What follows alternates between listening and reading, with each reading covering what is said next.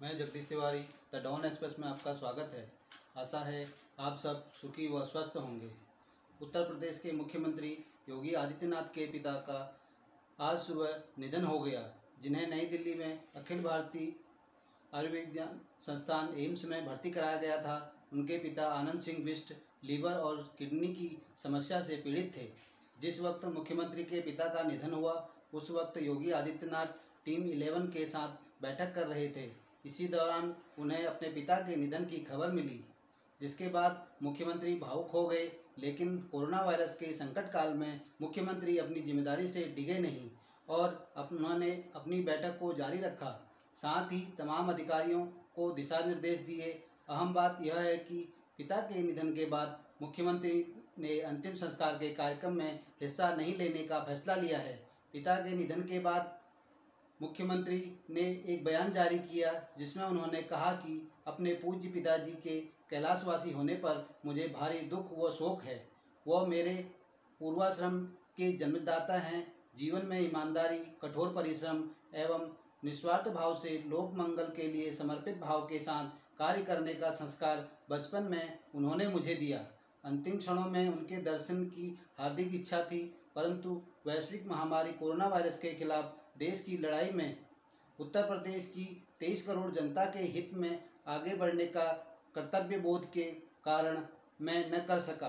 अपने बयान में मुख्यमंत्री ने कहा कि कल 21 अप्रैल अंतिम संस्कार के कार्यक्रम में लॉकडाउन की सफलता तथा महामारी कोरोना वायरस को पराजित करने की रणनीति के कारण भाग नहीं ले पा रहा हूं। प्रधानमंत्री नरेंद्र मोदी ने कल यूपी के सीएम योगी आदित्यनाथ को फ़ोन किया और उनके पिता के स्वास्थ्य के बारे में जानकारी ली। केंद्रीय गृह मंत्री अमित शाह और भाजपा अध्यक्ष जेपी नड्डा कल दिल्ली के एम्स में यूपी के सीएम योगी आदित्यनाथ के पिता से मिलने गए थे। उत्तर प्रदेश के अतिरिक्त मुख्य सचिव अवनीश के अवस्थी ने सीएम के पिता के निधन के बारे में जानकारी दी और उनकी संवेदनाएं भी व्यक्त की। उन्होंने कहा, सीएम योगी आदित्यनाथ के पिता सुबह 10:44 पर अपने स्वर्गवासी निवास के लिए रवाना हुए। हमारी गहरी संवेदना है।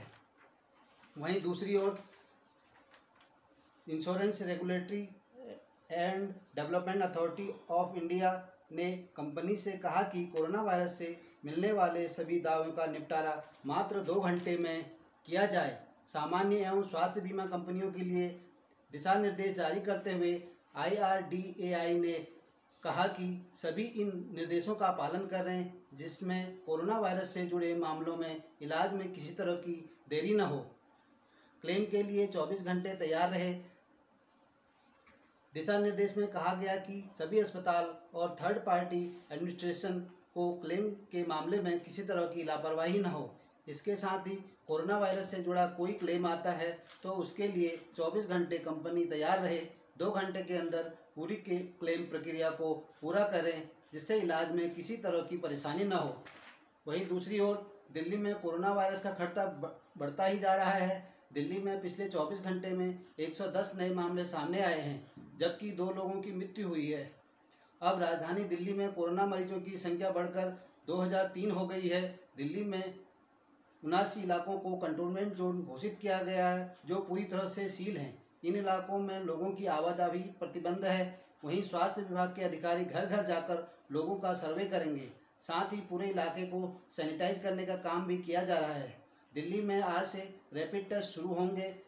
दिल्ली सरकार को 2 दिन पहले 42,000 रैपिड टेस्ट किट्स मिल गई थी और आज से कंटेनमेंट जोन में जांच शुरू होगी। वहीं लॉकडाउन 2 में दिल्ली में किसी तरह की कोई छूट नहीं रहेगी। कोरोना वायरस से 1.5 महीने के एक बच्चे की जान ले ली। देश में कोविड-19 से मरने वाला यह संभवतः सबसे कम उम्र का मरीज है। नवजात की मौत लेडी हार्डिंग अस्पताल से संबंध कलावती सरल बाल चिकित्सालय में हुई। बच्चे को कुछ दिन पहले अस्पताल लाया गया था। उसके कोरोना वायरस से संक्रमित होने की पुष्टि हुई और कल उसकी मौत हो गई। वहीं प्रधानमंत्री नरेंद्र मोदी ने एकता और भ्रातृत्व का आग्रह करते हुए कहा कि कोरोना वायरस अपनी चपेट में लेने से पहले जाति, धर्म या सीमाएं नहीं देखता। इसलिए हमारी प्रतिक्रिया और आचरण में एकता और भाईचारे को तवज्जो देनी चाहिए। हम इससे एक साथ हैं। वहीं दूसरी ओर देश भर में जारी कोरोना महामारी के बीच दिल्ली के LNJP अस्पताल में काम करने वाले कोरोना वॉरियर्स ने सरकारी तैयारियों का भांडा फोड़ दिया है। इसके साथ ही वॉरियर्स ने कहा कि दर्जनों लोग गुजरात सदन में रह रहे हैं, इन लोगों को भरपेट खाना नहीं मिल रहा है। इसके साथ ही उन लोगों के ANI को बताया कि 17 लड़कियों को एक कमरे में रखा जा रहा है। यही नहीं, उनके लिए 2 बाथरूम हैं जिसको दर्जनों से अधिक लोग इस्तेमाल कर रहे हैं। यहाँ साफ सफाई की भी व्यवस्था नहीं है। वहीं दिल्ली के नरेला में बने क्वारंटीन सेंटर को सेना संभालेगी। इस सेंटर में तबलीगी जमात के 932 सदस्य भर्ती हैं, जिनमें से 367 कोरोना पॉजिटिव हैं। दिल्ली प्रशासन ने संक्रमित जमातियों की जिम्मेदारी भारतीय सेना को दे दी है।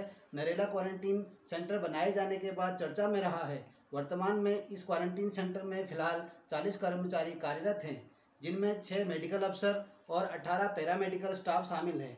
वहीं 1200 से ज़्यादा लोग भर्ती हैं, जिसमें ज़्यादातर तबलीगी जमात से जुड़े लोग हैं।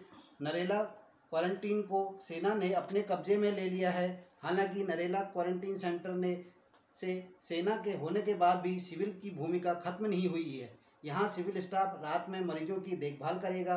वहीं सुबह 8 बजे से रात 8 बजे तक क्वारंटीन सेंटर सेना की निगरानी में रहेगा। अभी तक दिल्ली के डॉक्टर और स्वास्थ्यकर्मी यहाँ का काम संभाल रहे थे, तो अब सेना और सरकारी स्टाफ मिलकर इस सेंटर को काफ़ी अच्छे से चला रहे हैं। धन्यवाद। The Don express.